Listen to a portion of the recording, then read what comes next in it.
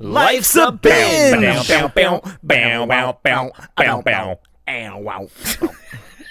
Right? Because we're going to start talking right away. Hey, everybody. Welcome to Life's a Binge midweek. And this week we're talking about another cult classic, I would say. Because all these movies we're talking about don't really do well in the theaters, from my understanding of them. But I think they all everyone qualify. loves them. Yeah, they qualify as classics either way. Everyone loves them. This week, The Princess Bride. 1987 movie. Rob Reiner, I believe, is the director. Yes. Starring Cary Elwes. How do you say his last name? It's a good question. Elwes. Robin Wright Penn, maybe at the time. Maybe just Robin Wright. I think it was, yeah. We'll call her Robin question. Wright because that's her name now. Yeah. Mandy Patinkin, Christopher Guest, and what's his name? Andre the Giant? Well, him. But the guy that plays Humperdinck. You're not the guy. Okay. I want Humperdinck's name. Oh, Sarandon. Chris Sarandon. Yes. Okay. Chris Sarandon. Yes. And then also Wallace Shawn. Yep. Plays the famous... Inconceivable. I don't. Yeah. I don't think that means what you think it means. All-star, I wouldn't say all-star cast, but perfect cast for this. It is film. a perfect cast. For this movie, it is 100% solid. Of the cast, I would say the most famous, other than maybe Andre the Giant, would be maybe Robin Wright, Cary Elwes. Famous. Billy Crystal and Carol Kane have a part in it. They're That's bit a little parts, a little bit part, but as far as the main characters go, probably right now Robin Wright is because of the success of House of Cards, right? Which is really weird to see her in older stuff when you see her in House of Cards, because she becomes Claire Underwood and it just owns Well, I know her mostly from Forrest Gump, so she's Jenny Forrest Gump. Even for me, watching Forrest Gump, I'm like, wow. That's Claire Underwood. Yeah. Right. Yeah. Because I think that when in those movies, and even in Princess Bride and in Forrest Gump, she's there, but she doesn't own the screen to me. Like Claire does? Yeah. Well, she also does it. She also does it as really well in The Princess Bride. The title, The Princess Bride, it's literally about her, quote unquote, but it's more about, the man in the mask or the Dread Pirate Roberts, but it's a love story between the two of them. Mandy Patinkin is what comes to mind when I think of the movie. Really, Inigo Montoya is first and foremost in the brain. And Cary Elwes as well. Yeah, but yeah, I think of her, but I think of her more as just a generic princess. Right. I don't think of her as owning the screen. No, it's true. It's clearly Cary Elwes. I don't know how to say his name. I don't think anyone does. I think it's Elwes. That's part of the... that's how it's spelled anyway. Part of the charm, I think, of his name. Yeah. For a long time, I said Cary Elwes, but I don't know if that's right. Anyway, we'll just say Cary. We'll call him Cary. It's really his movie. Really. He owns the movie, for sure. 100%. Everything he does is hilarious. He does everything with his deadpan, everything in this movie with his deadpan expression. Even when he's the farm boy in the beginning, and he's like, as you wish. Mm-hmm. He's got this deadpan expression, and for the most part in a movie, as an actor, you don't want to have that unless that's what you're going for, and he is 100% going for it and nailing it in this movie.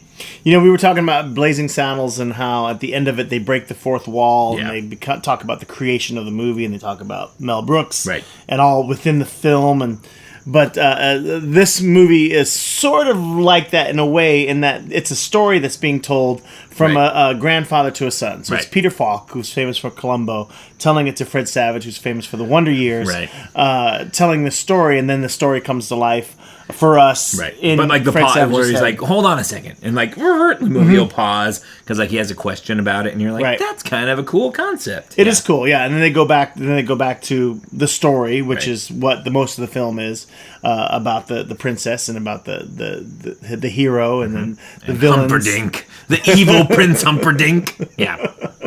So, but it's a movie that kind of exists within a movie in a way, like a movie in a movie or a story in a story type deal. Mm-hmm.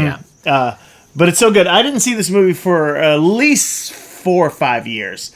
I think that it had become. I think this is another one that wasn't a big As far as I know, movie in when it came out, but like Caddyshack and other movies that became famous after they were the home released. release like really saved a lot of movies in that like the late 70s, early 80s era. It's true. Like, the home release video like really saved a lot of things, even to this day, kinda, because like you don't have money to go to the movies necessarily. So if it looks like okay, you're not gonna go see it. Yeah. And then like it's always that thing like I'll see it when it comes on video. Like it's a line or that's a thing for a reason. I'll see it when it's on HBO or whatever. Right.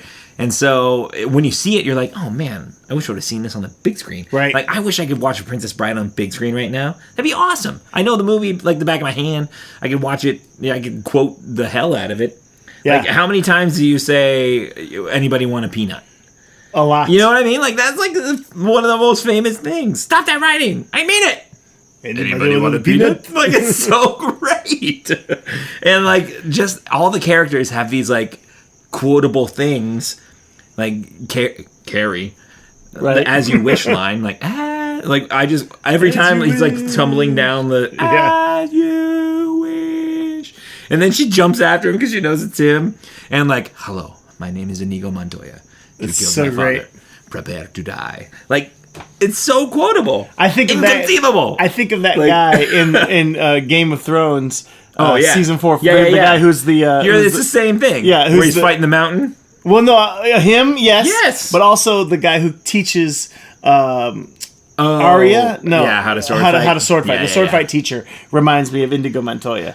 I think the guy that fights the mountain is more like him because he's you're literally right. like fighting him and he's like And out he's for talking to revenge him. on his sister. Right, and, yes. Yeah, anyway. Yes, say It's this. clearly influenced. But Yeah. that so great. And if you were listening to our Life's a Binge episode about wrestling, we talk about what wrestlers have had big roles in movies, and Andre the Giant in Princess Bride is probably a watershed moment of wrestlers being these in, guys in can movies. do this, right? Yeah, they're performers. Right. Yeah, and he performs beautifully And he's in this movie. so good. Yeah. And like I have, I think the special edition like Blu-ray. There's a lot of like behind the scenes and like making of, and like everyone that talks about Andre is just like he is the sweetest man. He is perfect, and he was like he's a giant and a beast of a guy, but like the biggest softie ever. That reads. Yeah. I mean, like you just He was like this is so great. Yeah. So So like the through line of the movie is like this couple or this she owns the house. What is she? She's like she's not well off by any means. She's this lady who owns this house and she has this farmhand and they believe they have true love and he goes off on some mission to like take some stuff somewhere and dies by the Dread Pirate Roberts. The Dread Pirate Roberts. And then he shows up as this man in black, and he's the Dread Pirate Roberts now, and it's this whole thing. And she's betrothed now to the evil Prince Humperdinck. And Humperdinck. Carol Kane's so great. Everyone's so great in this movie. And then it's them trying to like rekindle or re-find their quote true love. Now you've probably, if you haven't seen Princess Bride, which you probably have, but if you haven't, you've probably heard of it because people talk about it in great detail for years and years now. And it's like Christmas Story, another movie that didn't do well, but it became this cult classic, like Caddyshack and these other folks movies that get a lot of their notoriety after their theatrical release. But it's I saw it definitely saw it after its release. Me too. Saw it on video, and it's so endearing. It's just something about it. There's so much humor in it, a lot of really funny humor in it, and storytelling that's just fun. Well, and like there's they got slapstick and they have like really subtle type humor, and it's got like everything, like, and the sword fights are actually really good. Like they look great. Really good. They look great. It's just really well made. Like one of the subtle, like small little subtle things is like when after he beats Vicini with the poison and everything, there's a tasteless, odorless, or whatever, colorless. Like you can't tell there's anything in the vial, right? Right. And then Humperdinck's like following behind, and he like picks it up, and he's like, "Iocane powder. I'd bet my life on it."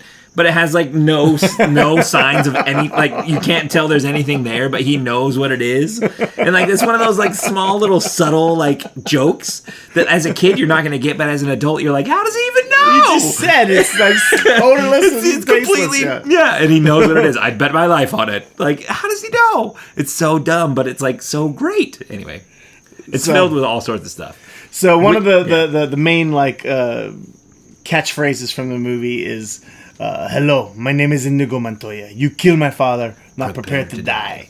And my nephew, my oldest, Anthony, who's 20 now, and he's a superstar. He's out there, superstar at USD, Toreros, throwing that pill around for the football team. Yeah, but he used to do that little scene as like a 2 or 3 year old. Oh yeah, he used to say Hello, I am Inigo Montoya.